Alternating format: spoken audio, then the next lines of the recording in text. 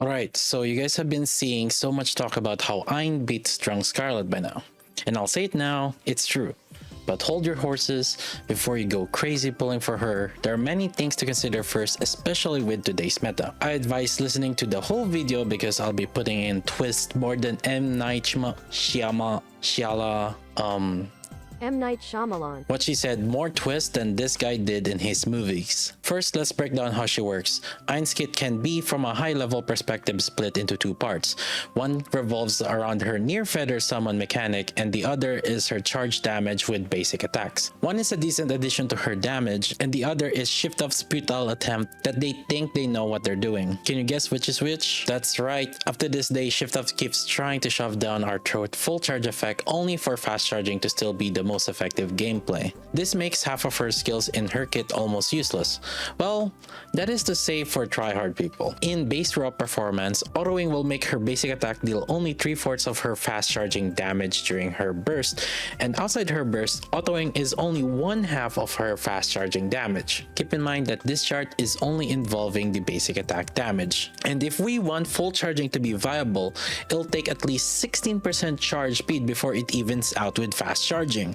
But that is with good manual charging, where we're animation cancelling and full charging. For most people's definition of full charge, they actually mean autoing. And for autoing, it's going to take up to 32% charge speed to even out. And that's actually if we're only talking about her burst. It's also going to take even more than that if we're talking about if she's not bursting, requiring up to 63% charge speed before it starts making trade-offs from fast charging. So even if you make the trade-off of getting enough charge speed during her burst, you'll still be better off fast charging with her during off burst. This would be a huge issue if her kit is only revolving around charge damage. Good thing, at the very least, we have half of her kit that is still fairly functional. Half of Ein's kit is actually from her near feather. So much so that the damage distribution is almost about 50-50 between her summons versus her auto basic attack. If you end up starting to fast charge with her also, the ratio is offset a little bit where her drones do about 40% more damage and her fast charge attack is only 60% damage. The gap also closes if the boss doesn't have any core, because only her basic attacks can hit the core and the summons cannot. So let's talk about how her near feather works. In the most basic breakdown, Ein starts with 4 feathers, and when there's 4 feathers, it takes 25 to 26 seconds before you lose 1 feather. And the feathers shoot about every 3 seconds. Then from there, it takes 6 seconds each before she starts losing a feather one by one. Each time she loses a feather, the interval for each feather shoots decreases, and when she only has 1 left, it stays there but it only shoots at roughly every 6 seconds. Whenever Ein bursts, the feather count basically refreshes into 6 feathers. During the duration of the full burst, which is 10 seconds, the feathers shoot up to a total of 34 shots, with about 30 to 31 of them being affected by the buff of her burst and full burst, and the last few shots as residue after the full burst ends. You want to burst as often as possible, as a good portion of her damage does come from her burst. Another thing to note is that near feathers damage is true damage, which means it ignores defense. So in a higher defense boss, this will have more overall effectiveness. In a solo raid situation, a typical solo raid boss has about 30k defense. We are level sync into level 400, so our typical attack during this time ranges between 100k to 300k attack depending on the limit break or core dupe count. However, if we include all types of typical buffs and from self and other buff sources from other units, the damage difference ranges between 10 to 15% if we can ignore the defense. But note that this is specifically coming from the true damage portion, which is the feathers, since we're not going to ignore the fact that still half of the damage still comes from her basic attack. Her overall damage increase is much closer to about 6 to 7% in solo raid situation if we're comparing her performance on a shooting range versus solo raid. Of course, her damage increases more the more defense the enemy has, and if, for example, an enemy has magically 100% more defense compared to the usual solo raid bosses, then her overall damage is looking to be 13 to 15% more damage. Sounds amazing, right? Well, first things first, if this was early 2023, then beating Drunk Scarlet was a gold standard. Everyone would go crazy. But so much time has passed since then. There have been many units released and our standards have increased.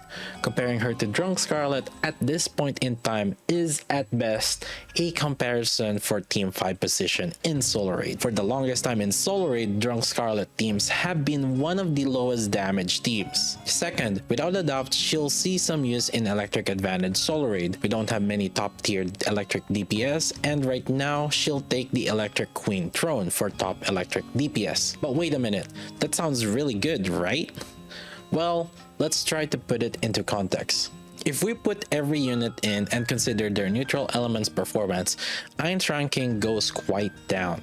Disclaimer, what I'm about to show you right now is a ranking for meta B3 DPS units used right now and not purely based on their damage alone. There's a heavier weight on the damage, but there are a lot of other factors considered in, such as their support capabilities, boss properties like core, pierce, or distance, team building, the units they eat up for their supports, flexibility, top players' tendency of choosing what supports into their team, and a lot more. Additional note is that this is not factoring every type of boss situation, but more of an overall general ranking, and merely serves as a frame of reference. Take these rankings with a grain of salt, as each account will have varying performance with consideration of overloads, skills, duplicates, units available, and much more. I would like to talk about this more in detail, but for the sake of this video alone, I'll spare the details and talk where I think Ein sits right now. I can probably talk more about this in a different video. Ein sits in the priority of between 6.5 to 11th place in terms of overall B3 ranking. Depending on how much boss defense gimmick is put into and how much true damage shift up wants to shove down our throat, she could end up being more relevant, just like how they did with shotguns. Just put enough boss where they are relevant and suddenly they're top tier teams. Oh, let me clean this up for you. Let me try to average their performance out. If we have to put the priority in order, I would do investments. Even when I think about team building and unit prioritization right now, I could only think of investing her as the 10th unit for burst 3. So to sum it up, I do kind of value her low right now with a lot of consideration versus other burst 3s. Okay, enough about raids. What about other modes? In the current top team and co-op for Electric, we're looking at Exia, Crown, double summer anise, and a cooldown reduction, which is the Killer Wife. We would be updating this team composition and put in Ein in replacement of one of the summer anises. Co-op and likely other boss content where you can choose only one team with elemental advantage, Ein will likely see some use, especially if you have high elemental damage overloads on her. Elemental damage on overload massively offsets her as a DPS unit option. In addition, in Overclock simulation, there are some strategies where you can choose that enemies are weak to a particular element and have elemental shields. Ein will be a good option in these content, being one of the top electric DPS right now. Ein has one advantage over other electric units right now, and that is her weapon type. The other top electric DPS right now are Maid, which has restriction in terms of team building, and she's pretty much restricted on making sure that you have Dove, Leona, and Bounty Soda for her full potential. And the other issue is shotgun typing, which puts her in a disadvantage because of accuracy issues, even at far away enemies, even with her scaling accuracy. The same reason applies to Summer Anise, even though it's to a lesser extent, because part of her damage involves her skill 2, which doesn't have accuracy disadvantage. There's a problem with these two, and that is their core damage potential. Drunk Scarlet is another, but the issue with her is the assault rifle accuracy is less than stellar, and if the boss goes away a slight distance or if the core is small enough, she'll start missing. And since Ein is a sniper rifle, she can take advantage of hitting the core very accurately, even if only half of her damage is affected by core. Well, let's look at campaign. Basically, on neutral, I wouldn't really put her on the radar, especially if you have the other meta units like Modernia, Red Hood, Alice, or Scarlet Black Shadow. They have a significant AoE or pierce or focus damage advantage over their competitors that makes them really good on campaign. There will be other campaign stages though where Ein will be useful, and that is on the Electric Advantage campaign stages. If you have properly invested on the overload and actually put a lot of elemental damage, then there there will be times where you'd use her over the other meta units in those stages. It becomes harder to replace using her though if the gap between your normal campaign units in investments and Ein is too far due to CP difference. For PvP, the biggest thing for Ein is that her full damage on her burst is damage over time. This would mean that she would need someone to keep her alive, which is likely via Noah, Taunt, or Invulnerability, or with blank Indomitability or other defensive units. The lack of focus on who she targets makes it difficult to kill a directed enemy as opposed to say Summer Anise, which has some focused targets. On top of that, half of her damage actually comes from her basic attacks, which makes it even more difficult to use her full potential in PvP, because if you use her in the prime position for thinking in blank's Indomitability, which is the first slot, that also means that half of her damage is vulnerable to taunt. This means that a lot of her damage has to come from her feather summons, so this will mean she'll have to heavily rely on heavy buffers like blank and either litter or red hood. This puts her in a very restricted team building consideration, as putting in 2 buffers will leave not much room for adjustment aside from putting in higher burst generators like Senti, Emilia, regular Anise, or Jackal. She could probably get away with 1 buffer if it's against a non-stall team, but she will still need to survive throughout her burst, so her main teams are either blank or Noah teams. These teams are already in high demand with many other DPS options available that makes Ein not as big of a priority, but can be an option for PvP. The biggest upside on her is that she's less counterable compared to wind DPS like SBS or Summer Sakura due to her element typing, which can make her viable for defense. Ein's true damage from her feathers will likely be useful once the meta shifts to more defensive teams, but that's just more of copium right now. Overall, she would be a decent addition to PvP and a good option in SP Arena as an alternative DPS for other top teams that utilizes either blank or Noah. The caveat is you'll need to make sure she gets some buff assist, which may lower her team's burst generation speed. Alright, so let's sum it up in terms of content. For campaign, we'll likely not use her in general, but if it's a late game or hard mode or electric advantage, she'll see some use, especially if you put her in proper overloads. The most notable will be in chapter 27 and 28, but most of us top players will have used Drunk Scarlet and Summer Anise just fine in it, so that makes her not mandatory. For raiding, without a doubt, she'll be viable for Electric Raid. This also involves Solo Raid, Union Raid, and also likely upcoming Interception Anomaly. But for other elemental raids, that's still up in the air.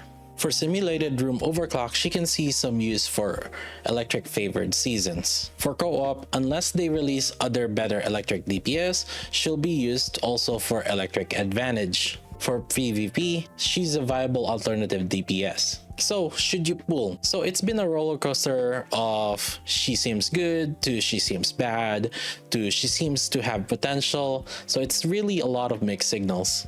If I have to boil it down, it's basically, do I want an electric DPS for electric advantage content as the #1 reason for pulling?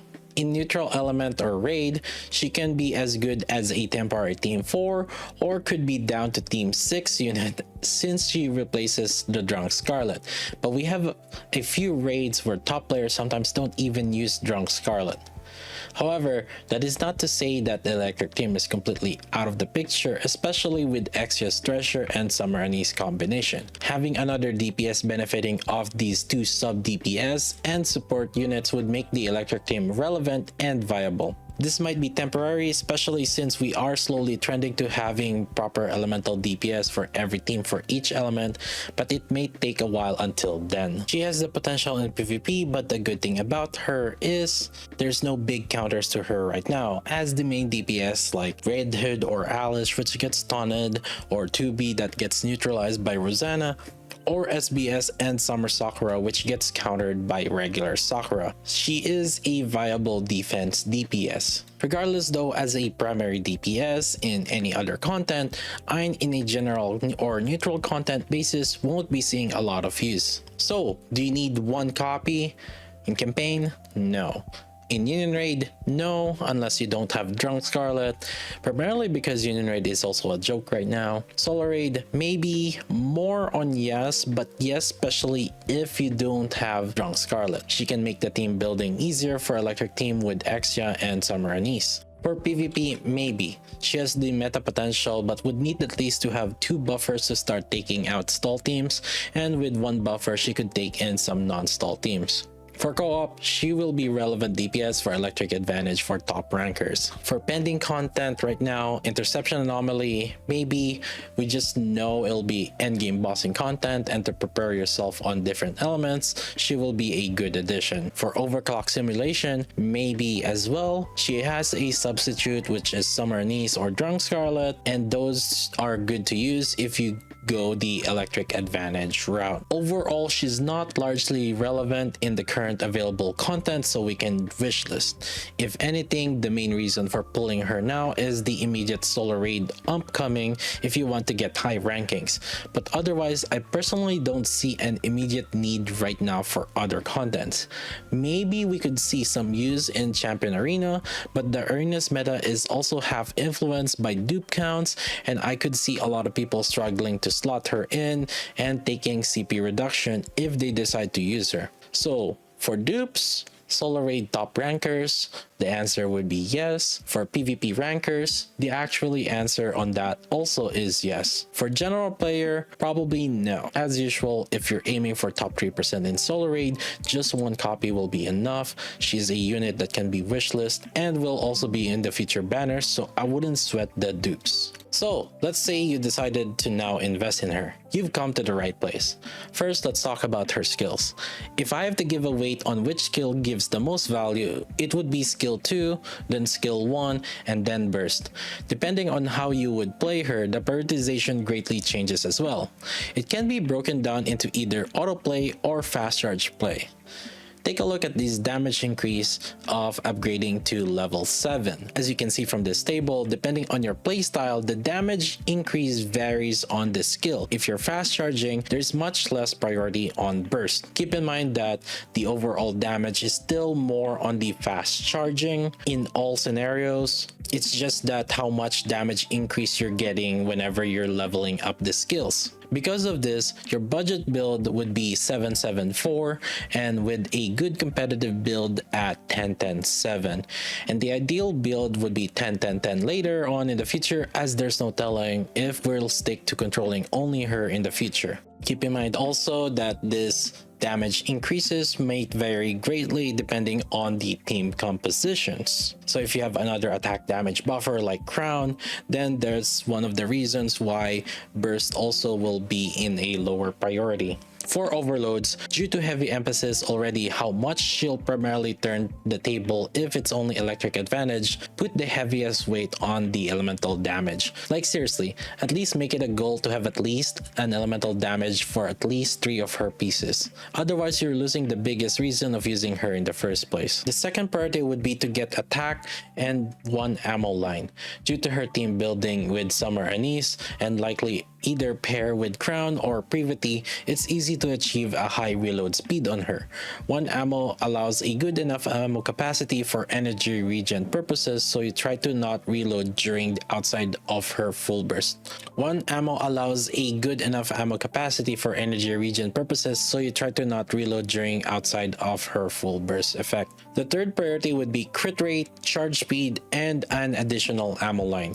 Crit rate is good because her drone damage deals half of her damage, and it doesn't really do more damage from charge speed or ammo lines, but it can be affected by critical. But if you get charge speed or additional ammo line, I wouldn't sweat it too much, as rolling more for third line is very expensive and it would still help out overall. For cube, resilience cube is the main option, especially with fast charging sniper rifles.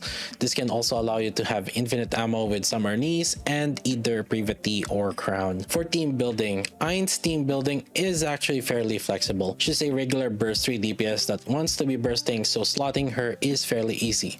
That being said, there's one main team for her right now, and that team is also used for co-op. Exia, Crown, Ein, Summer Anise, and a cooldown reduction, which ideally is D, but in a solo raid situation, it'll likely be Dala or Volume or Summer Helm. As usual, this build relies on Exia having her treasure. An alternative alternative with crown also can be utilized either D or volume and not litter to avoid litter giving ammo to summer anise, which would be a nerf in her damage, and then starting to take advantage of Naga's healing and also core damage buff where Ein can have benefit from it effectively. There's so many substitutes here also, as crown is basically becomes a defensive option here, so you can take more risk with additional DPS. It does front load a lot of units, but if we're talking about the strongest electric team, that is one of them. Right now, if we have to be upfront, the missing pieces for the electric Exodia is actually burst 2 defensive cooldown reduction unit, whether it's a healer or a shielder that will allow us to slot in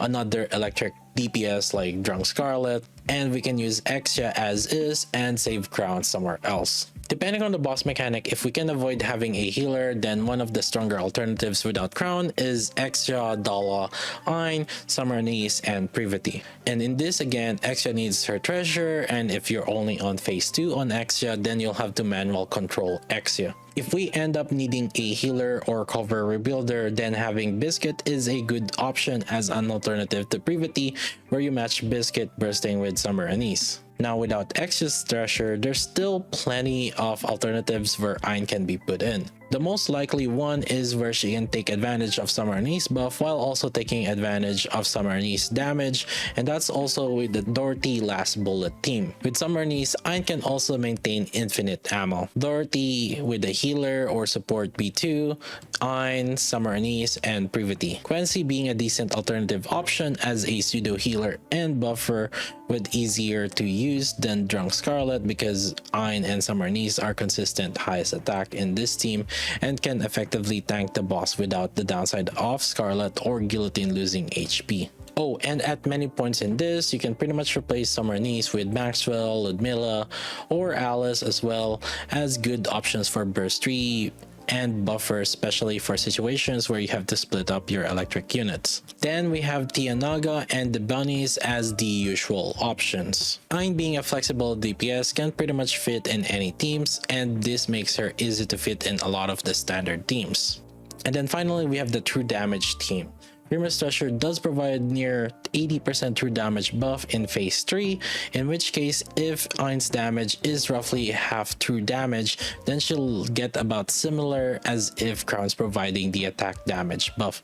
In that sense, further attack damage or even true damage would get diluted. One of the better buffer instead to complement the multipliers would be either Rosanna or Novel to provide damage taken increased debuff. Same sense, you can actually also use bunnies as Blanc provides the damage taken debuff and healing. This team ramps up Ein's damage by a lot with a lot of various multipliers working together. My overall thoughts on Ein right now is very mixed. It's like trying to figure out if your crush in high school likes you back as she's sending mixed signals whether she likes you or not. I think the biggest question is whether Daddy's Shift Up will try to cater to his daughter and make true damage more impactful in the long term. If I have to break it down, the pros and cons is that she's an electric DPS, we have an easier team building compared to other electric DPS, there's an advantage on core enemies compared to other electric DPS, and more effective on high defense bosses, and good for electric advantage stages. She has a PvP potential, and it's easy to overload min-max her with high priority on just the elemental damage. Now for cons, her damage ceiling is low. Majority of the top DPS has a majority of their damage come from burst alone and not their basic attack. Red Hood, for example, and Alice have their burst coming in with about 70% of their damage overall. So if Ein's basic attack deals more damage than her burst damage, then we're seeing a very notable ceiling on her damage potential. Another con, which is the split damage type, with half of the damage is true damage and then half from basic attack. This makes her wanted buffers not exactly true damage buffs, but actually more generic buffers like attack or attack damage or damage taken increase. Her ideal buffer is Extra since she provides both attack and damage taken increase. But one of the downside right now is a fitting burst 2 unit with a cooldown reduction. On top of that, you'll need extra treasure to make her more viable. Another thing is the big scaling from her skills, which makes her expensive on the books. Finally, the uncertainty of true damage relevance in the future. So, what are guys' thoughts? Did you guys pull for Ein, or are you still just gonna wishlist her?